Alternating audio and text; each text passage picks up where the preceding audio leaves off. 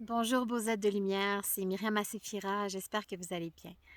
Alors oui, ça fait déjà un mois de ma dernière vidéo parce que pendant ce mois, j'ai vécu énormément de choses qui fait que j'avais besoin de me retrouver avec moi-même. Alors après le jeûne que j'ai fait, ben, j'ai continué à maigrir et j'ai continué d'avoir une libération au niveau des intestins qui a été quand même éprouvant et qui a changé des choses dans mon corps.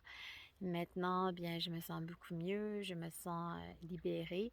Et dans cette même période de souffrance, de transition, de libération, eh bien, mon papa est décédé.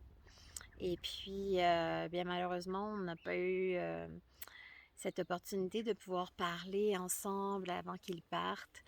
Il n'a jamais vraiment été prêt, je pense, à parler avec moi avant son départ, ce qui a été un petit peu difficile pour moi parce que j'étais très ouverte à lui parler et puis à lui donner tout mon amour. Et puis, ben, malheureusement, ça n'a pas été le cas. Il faut dire que moi, j'ai énormément rêvé à lui dans ces derniers mois. On communiquait avec mes rêves et dans mes rêves, on avait une superbe relation, donc ça m'aidait à vivre la situation. Et puis finalement, il est parti et ça a pris 3 jours avant qu'il vienne me rendre visite. Alors, pendant ces 3 jours, ben, j'ai fait ma propre cérémonie où je lui ai écrit, j'ai parlé, j'ai chanté, j'ai libéré des choses, j'ai brûlé des choses et puis je nous ai mis dans la lumière et tout ça. Et 3 jours après son départ, eh bien, elle est venue me visiter et on a eu un bel échange. Ça a été merveilleux. Et depuis, ben, il est souvent présent. Et donc, c'est sûr qu'il m'a prouvé encore une fois que ben, la mort n'existe pas. C'est un passage à un autre monde. Et lui, il fait son propre travail de l'autre côté pour pouvoir se libérer, aller dans la lumière. Mais pour l'instant, je pense qu'il a encore envie de rester ici, près de nous, près de sa famille, et peut-être prendre conscience de certaines choses, libérer des choses à sa manière. Donc voilà, c'est un peu ce que j'ai vécu dans le dernier mois. Et puis, bien également, bien, des choses prennent forme face à mes projets.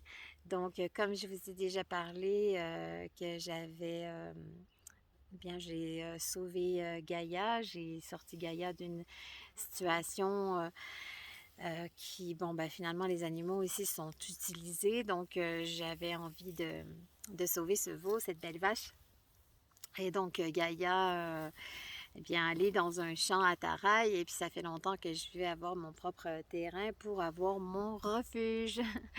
Et donc, voilà, je pense que l'univers a commencé à répondre à mes demandes parce que j'ai trouvé un terrain superbe à Masca, à côté de où je vis.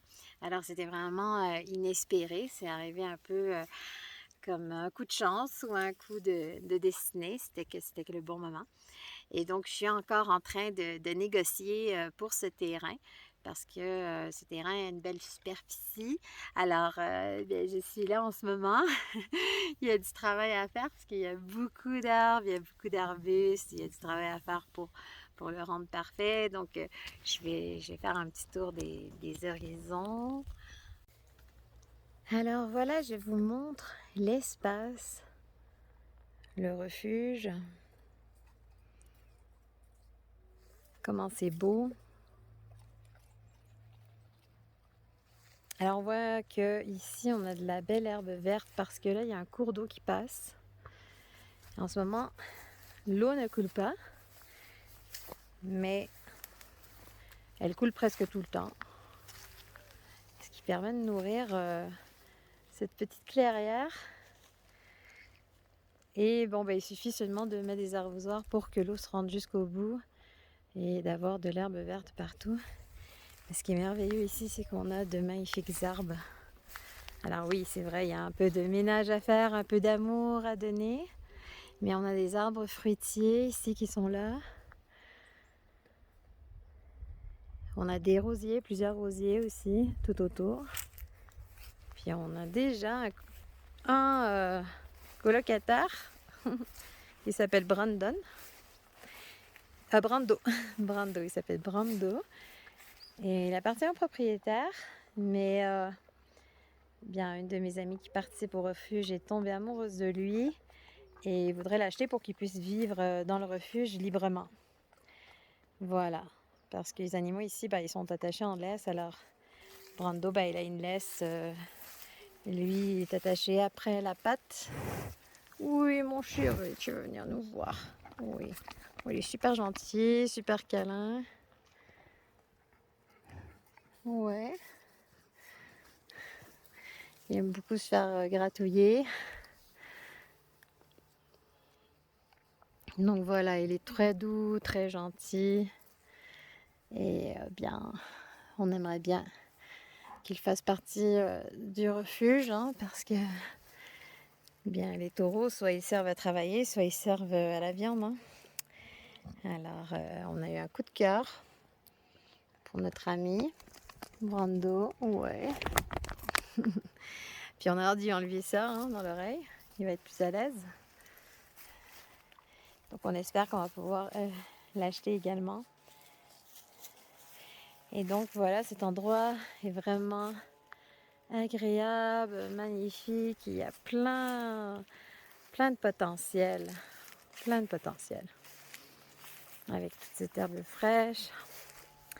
Et puis il y a également, comme je disais, plusieurs rosiers qui font le tour, qui ont besoin eux aussi d'être bien entretenus. Je vais montrer.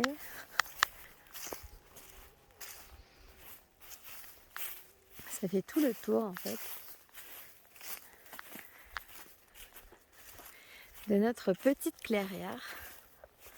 Voilà, on a de beaux rosiers ici. On dirait qu'il y a presque une chaise naturelle qui est installée. Et donc, tout autour, il y a des rosiers comme ça qu'il faut seulement entretenir. Donc c'est magnifique. Et donc ça serait le terrain que j'utiliserais pour le refuge. Et le refuge qui s'appelle Gaia Los Niños de Dios. Gaia, les enfants de Dieu. Parce que j'ai toujours dit que les animaux, c'est les enfants de Dieu. Voilà. Et c'est pour ça que je sens une voix à l'intérieur de moi qui me dit que j'ai quelque chose à faire avec ça. Et là, c'est juste au pied de Intihuatana qui est là. Donc ma maison, elle est à 2 minutes à pied par là. Ce qui est vraiment très cool, très sympa. Alors, Gaia Los Niños de Dios, ce n'est pas juste les enfants de Dieu, les animaux, c'est aussi nos enfants, les enfants humains. Parce que dans le fond, Gaia Los Niños de Dios, eh bien, on va faire des événements, des spectacles pour un orphelinat à Cusco. On va faire notre premier spectacle au mois d'octobre. Je vous dirai la date exacte quand je la serai. Et puis, donc on va offrir des spectacles, du divertissement et éventuellement les enfants de venir rencontrer les animaux du refuge. Et donc ce sera des spectacles gratuits qu'on va leur offrir. Et les gens qui vont assister vont donner des dons pour le refuge. Donc voilà, c'est un peu l'idée. Alors là, c'est la partie du terrain qui est un peu clairière, comme on dit. Et puis derrière, il y a une autre partie du terrain que je pourrais également louer. Donc là, en ce moment, on parle de location. Mais il y a peut-être une possibilité que je puisse acheter cette clairière pour mon refuge et m'assurer que, voilà, que tout l'investissement que je vais mettre dedans, que tout le monde va mettre dedans, et bien qu'il soit rentable à long terme. Donc c'est pour ça que je suis toujours en négociation. Et donc je vais vous montrer l'autre partie du terrain possible où je pourrais éventuellement même construire. Alors voilà, en fait, la première partie du terrain, eh bien, c'est ce qui est génial, c'est qu'elle est reliée à une route. Donc ça, c'est super pratique. Ici, on pourrait ouvrir et faire le stationnement des voitures qui pourraient être là. Voilà. Alors je descends. Donc dans cette première partie du terrain, il y a déjà une petite maisonnette, une petite cabane quoi, où justement on peut mettre tous les soins nécessaires pour prendre soin des animaux. Donc le foin, la nourriture, les différents équipements. Alors ici, on a la première partie du terrain. Voilà. Toujours entouré d'arbres quand même. Ce qui est bien parce que ici au Pérou, c'est rare quand même. On a les montagnes, mais d'avoir autant d'arbres sur un terrain, c'est super. Encore une fois, sur le terrain, il y a une source d'eau qui passe. Mais je crois qu'en ce moment, ils ont fermé les valves. C'est de l'eau qui vient de la montagne, qui vient des lagunes. Je vais aller voir. Vu qu'il n'y en a pas en bas, à mon avis, ils ont dû fermer les valves. Parce qu'ils doivent le fermer de temps en temps. L'eau, c'est quand même quelque chose de précieux ici. Donc voilà. Donc ici, l'eau passe. L'eau arrive de là, elle descend, et elle fait tout le tour et elle rentre carrément dans l'autre partie du terrain. Alors cette partie du terrain, soit on pourrait construire, on peut construire des habitations, ou je pourrais aussi, si je n'ai pas les moyens de construire, accueillir des chevaux. Donc ça faisait partie de mon rêve aussi, pour le refuge. Donc on va y aller étape par étape. Mais voilà, ça pourrait être une option. Ce qui est bien aussi, dans le cadre de futures retraites dans ce terrain, c'est qu'il y a plein de petits coins qu'on pourrait aménager. Voilà, des petits coins secrets. Alors bien sûr, une fois que ça sera tout beau, tout vert, rempli de fleurs. Alors voilà, juste pour mieux visualiser du terrain qui est en haut, près de la route, c'est par là que on va rejoindre le terrain que j'appelle notre petite clairière. Voilà, où je ferai des marches naturelles pour descendre. Là, c'est un petit peu casse-cou, mais c'est faisable. Donc voilà, on arrive dans ce petit coin qui fait refuge en soi. Juste la façon que c'est fait ici. On se sent déjà dans un refuge, quoi, parce qu'il y a tellement d'arbres, on est entouré d'arbres, on est un petit peu caché, protégé. Voilà. Alors voilà, pour réaliser mes projets, c'est-à-dire au niveau du refuge et de l'association, il faut pouvoir être péruvien parce que sinon, si t'es pas péruvien, tu peux pas vraiment louer, acheter ou créer une fondation. C'est pour ça aussi que mon départ au Canada qui était prévu il y a déjà 2 semaines, je devais partir et c'était retardé parce que j'attends cette carte tant attendue. J'attends cette carte qui va pouvoir me permettre de faire de merveilleuses choses. Ça veut dire que Pérou, lui, il est très heureux ici. Il était en train de se rouler dans l'herbe. Eh bien, t'as fini de te rouler dans l'herbe? Je pense qu'il adore ce petit coin, ce petit refuge. Alors, je suis de retour. J'ai été obligée de prendre une petite pause parce que j'avais plus assez de mémoire dans mon téléphone. Alors, c'est moi. J'avais pas prévu le coup parce que voilà, je prévois jamais le coup quand je fais une vidéo. Je sais même pas moi-même que je vais faire une vidéo. Donc voilà, c'est ça que ça donne. Et donc, j'étais en train de vous dire que bientôt, je vais avoir ma carte péruvienne. Puis que ça, que c'est génial parce que je vais pouvoir vraiment concrétiser officiellement tout ce projet de refuge et d'association. Mais ce que je trouve merveilleux et que j'ai remarqué, c'est que quand on a quelque chose qui nous tient vraiment à cœur, eh bien, ça part de soi. Ça part de soi et je pense que ben, dans le cas justement de mon projet de refuge, bien, que moi, j'étais déjà le refuge. J'étais déjà le refuge en prenant Gaïa. Je me suis déjà investie, visualisé ça en m'engageant dans une aventure que je ne sais vraiment pas dans quoi je m'engageais. Prendre une vache, c'est pas rien.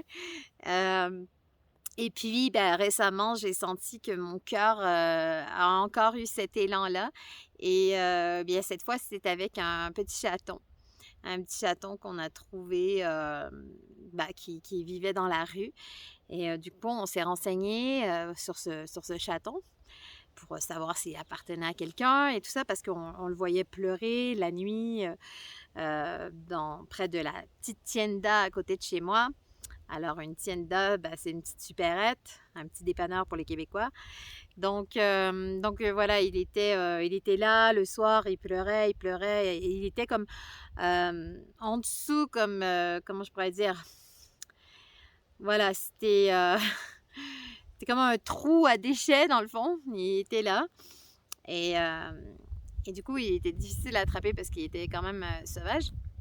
Et puis là, ben, on a su que non, en fait, il appartenait à personne et que sa sœur ou son frère s'était fait écraser par une voiture quelques jours avant.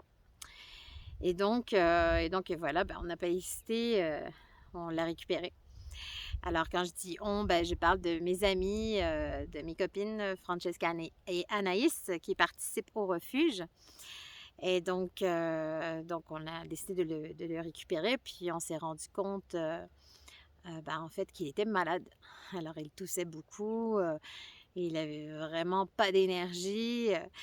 Et donc du coup, ben, je n'ai pas hésité, je l'ai amené à Les Yvettes. Je vais vous partager ces images. Alors on vous présente Saké, qui est notre deuxième petit enfant de Dieu, refuge Gaia Los Niños de Dios. C'est le nom du refuge et voilà, c'est notre deuxième petit réfugié qui avait besoin de nous, qui avait besoin de notre aide parce qu'il était dans la rue et qu'il avait une infection respiratoire assez grave. Et s'il n'avait pas été récupéré par nous, ben, malheureusement, il serait probablement décédé comme sa petite sœur et son petit frère avant. Donc, nous sommes à Les Yvettes. C'est là qu'on vient soigner tous nos petits réfugiés. Et puis, ben, on vous donne des images de la suite. Bisous!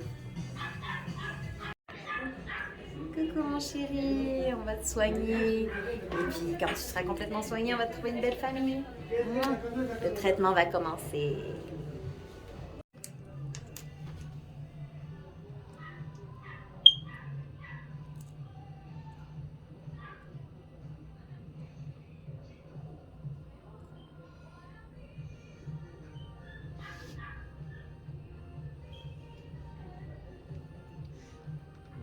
Baby, tranquilo. No Es saben un que. baby mucho tranquilo. ¿Ah? Sí. Hoy. Ella está tranquila. En casa no suele estar tranquilo.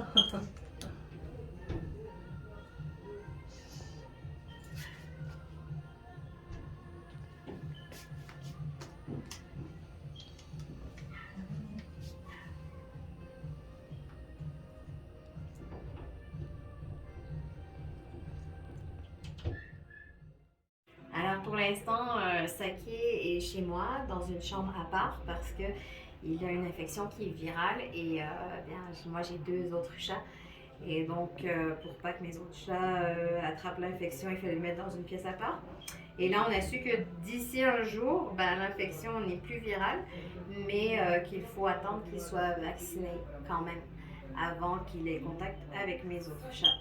Donc, ben, on va voir la date, je sais pas, on va voir l'horaire pour ses premiers vaccins. Ahora suelta esta parte. El baby.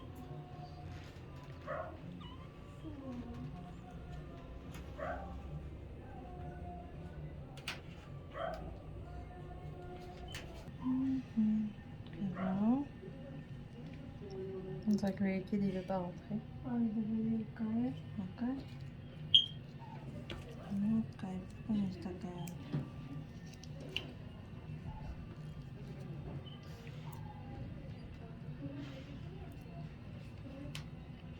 Ay, recién. Ay, recién. Suéltalo, suéltalo.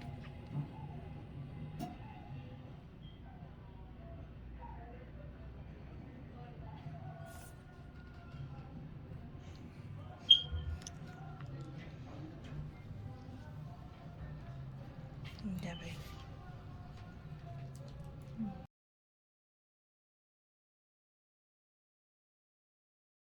Alors, ben, finalement, on nous a dit qu'il va pouvoir avoir son premier vaccin dans 5 jours.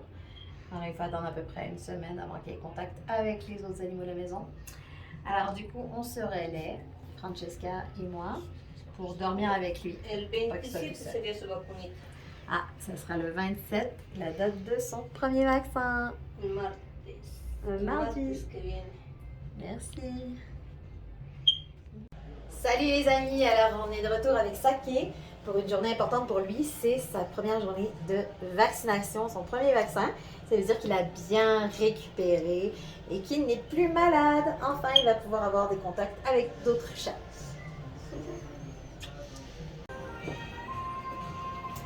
Eh bien, il se fait désirer, hein, le médecin. Il se fait désirer, le médecin. Ouais. Ouais, il se fait désirer. T'es content? Dis, ah non, pas encore une autre piqûre. Oh non, pas encore une autre piqûre.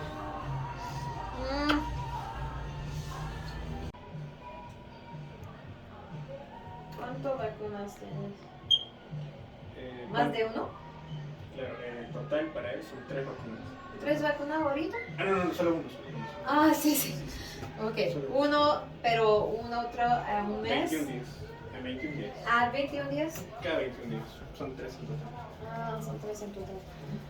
Ok, tous les 21 jours, il va falloir qu'il y ait un autre vaccin. Il va falloir que tu t'arranges avec Anaïs. Pas de problème. Pas de problème. Si, está bien. À partir de maintenant, tu peux jouer avec d'autres chats. Está bien. Va dans ta petite maison, on sait. Et donc, ben, voilà ce que je voulais dire, c'est que ben, le refuge, il a déjà commencé. Il a déjà commencé à l'intérieur de moi. Il a déjà commencé aussi avec mes amis qui me supportent. Et puis, ben, au moment où je l'espérais plus, eh bien, j'ai l'opportunité devant moi d'avoir ce terrain et de voir vraiment mon rêve se concrétiser. Parce que en fait, où est-ce que je suis, à Masca, au pied d'Intihuatana, on m'a toujours dit qu'il n'y en avait pas de terrain puis que c'était pas possible d'en avoir. Les terrains, ça appartient aux natifs, ça appartient aux Quechua et c'est assez difficile de pouvoir en avoir. Donc là, c'est arrivé un peu, voilà, comme par magie, qu'on m'a montré ce terrain. D'ailleurs, ce terrain, j'avais déjà mis les pieds dessus un jour où je cherchais mon chat et que je me promenais dans le coin, quoi, parce que c'est à 2 minutes de chez moi, et que j'avais vu ça, et je m'étais dit, oh mon Dieu, il me semble que ce serait vraiment parfait. Pourquoi que c'est pas disponible? Et puis finalement, ben voilà. J'ai parlé à la bonne personne. En fait, tout ça s'est arrivé parce que j'ai fait un lift, parce qu'en fait, ça aussi, c'est une autre histoire que je me rends compte dans la vie qui est tellement fort, mais on le sait, mais c'est tellement ça. C'est quand on donne, on reçoit, quand on donne, on reçoit. Et puis, ma première année que j'ai passée au Pérou, ben, je n'avais pas de voiture. Et quand on est ici, dans le coin de la vallée sacrée, ben, on fait beaucoup du pouce. Alors, voilà, de l'autostop. On fait beaucoup de pouces parce que finalement, il y a une route principale qui mène, si on veut, de la montagne jusqu'au village. Et puis après ça, ben, il y a 2 autres routes qui se séparent pour aller dans différents villages ou pour aller à Cusco. Et puis, ben, on s'était promis, mon conjoint et moi, que quand on aurait un véhicule, ben, qu'on prendrait les gens, quoi. Et puis souvent, ben, les gens C'est-à-dire que le pouce ici, c'est-à-dire que les voitures te prennent, mais il faut que tu donnes des sous. Il faut que tu donnes 2-3 soles pour remercier pour la course, ou tu tombes sur des vrais taxis, puis là, ça te coûte 10, 15, 20 soles, tout dépendant. Et puis moi, ben, je trouve que la vie, elle est bonne avec moi, elle est généreuse avec moi. Alors, j'embarque les gens et puis, ben, c'est un cadeau. Je leur dis, es un regalo de tu vecina, parce que je suis la voisine. Et puis là, je leur dis, c'est un cadeau de ta voisine. Et ça me permet de connaître les gens qui vivent autour et tout ça, et qu'on développe un lien de sympathie. Et puis voilà, ben, cette journée-là, j'ai décidé d'embarquer ce couple. Et je commence à parler avec eux. Et là, j'apprends que finalement, elle va à Cusco parce qu'elle a eu une opération et qu'elle va se faire enlever des points. Puis elle a mal, tu vois qu'elle a mal et tout ça. Et puis là, ben, je lui dis, ben, écoutez, moi, je m'en vais à Cusco. Donc, du coup, je vous amène pas à Pisac, je vous amène à Cusco. Et ça veut dire qu'on a eu presque 1 heure ensemble en voyagement et on a pu parler. Et ça se trouve que c'est les propriétaires du terrain dans lequel je vous parle. Et que finalement, ben, ils étaient très ouverts à me le montrer et à me le louer. Alors, donc c'est ça, c'est la vie, c'est plein de cadeaux comme ça. Et quand on donne, on reçoit. Et quand on est nous-mêmes notre projet et qu'on vibre ce projet et qu'on n'attend pas que tout soit parfait pour le réaliser. Moi, c'est ça, en fait. Quand c'est arrivé avec Gaïa, j'étais loin d'être un refuge, hein? Et puis, j'avais pas beaucoup de moyens non plus à cette période-là. Et c'est vraiment mon cœur qui a parlé. Je me suis dit que c'est ce que je voulais faire. Et donc, j'ai pris Gaïa et depuis, je me débrouille par moi-même pour subvenir à ses besoins. Et là, ben, maintenant, je me suis dit, non, mais je veux vraiment faire ce refuge. Et est arrivé ce petit chaton. Et encore une fois, je me suis dit, bon, ben, allez, je suis le refuge. Allez, soyons le refuge. Et donc, maintenant, Saki va très bien. Vous l'avez vu dans les images. Et maintenant, je suis là. Je suis dans ce terrain. Je me sens déjà chez moi. Et je visualise ces beaux animaux que je veux accueillir. Alors, je ne sais pas si vous savez, mais je l'ai déjà dit dans une vidéo passée que Gaïa, elle est enceinte et qu'elle va accoucher en février d'un beau petit veau. Donc, je suis contente de savoir qu'elle va pouvoir être ici dans le refuge pour accoucher. Et puis, ben voilà, j'ai l'intention de sauver un alpaga et son bébé, parce que, ben voilà, les alpacas, ils ont leur place dans le refuge aussi. Parce que, voilà, moi, je pensais que les alpagas, c'était juste ben, pas juste, mais que c'était un symbole, que c'était quelque chose d'un petit peu sacré pour les Péruviens. Et oui, tout est sacré pour tout le monde parce que c'est la nourriture, ça nous permet de vivre et tout ça. Donc, je ne suis pas dans le jugement de quoi que ce soit, mais je ne savais pas que la viande d'alpaga, ben, ça existait, que ça se mangeait et tout ça. Donc, donc voilà, je vais trouver cet alpaga à sauver. Puis, voilà, mon but, c'est d'avoir une vache son veau, un alpaga son bébé. Et puis, ben voilà, déjà, probablement Brando, on va essayer de pouvoir l'avoir aussi pour qu'il vive sa vie ici librement. Donc, et puis bien à la suite, ben, tous les animaux qui auront leur place ici, il y en aura plusieurs, c'est sûr. Et voilà, donc ben, je vous ai toutes invitées évidemment à participer à ce beau projet. Bientôt, je vais m'ouvrir un PayPal si vous avez envie de donner des dons. Alors, dès que tout ça sera officiel, que j'aurai mon numéro d'association, donc ça va se faire quand même assez rapidement. Et puis vous êtes invités également à venir au Pérou. Alors, on a un projet de retraite avec mon amie Francesca. Et puis, Anaïs, elle s'occupe plus avec moi du refuge. Et donc, un projet où est-ce que vous pourriez venir ici au Pérou, profiter du paysage extraordinaire, peut-être visiter Intihuatana et puis d'autres endroits et venir mettre la main à la pâte à ce refuge, rencontrer les animaux, rencontrer aussi les enfants, les orphelins de Los Niños del Dio, parce que comme je vous ai dit, Los Niños del Dios, comme je vous ai dit, ben c'est les enfants de Dieu, ce sont nos enfants humains et tous ces enfants qui sont nos animaux, qui sont les enfants de Dieu. Donc voilà, je pense qu'on va faire de grandes choses en unifiant ces deux belles énergies, ces deux belles forces et qu'on va grandir ensemble. Alors, et puis que tout ça, ça va apporter beaucoup, beaucoup de joie et beaucoup de paix. Parce que, comme je dis souvent, les animaux, ils ont une âme collective.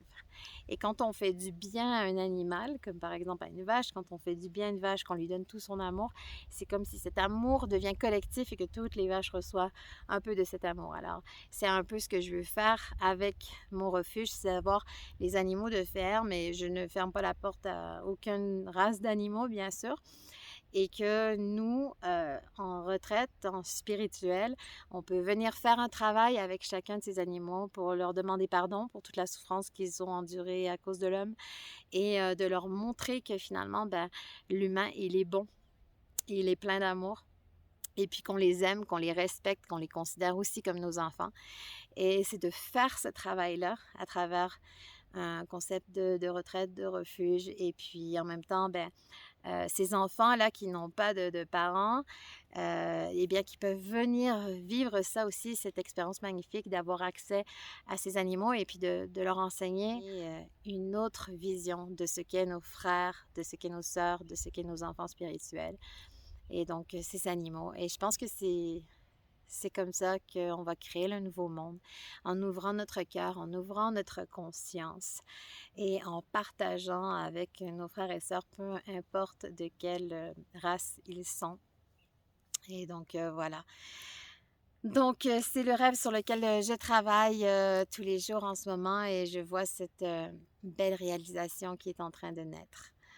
Alors, ben, je vous dis à bientôt. Écrivez-moi dans les commentaires si jamais ça vous intéresse de venir vous joindre à nous d'une manière ou d'une autre, que ce soit par des dons, que ce soit physiquement ou que par des cadeaux, j'en sais rien. Eh bien, faites-nous savoir si vous avez envie de participer à cette aventure. Gaia Los Niños del Dios. Alors, c'est un beau rêve qui s'accomplit ici au Pérou, dans la vallée sacrée. Je vous fais de gros bisous. Je vous dis à très bientôt. C'était Myriam Hasefira.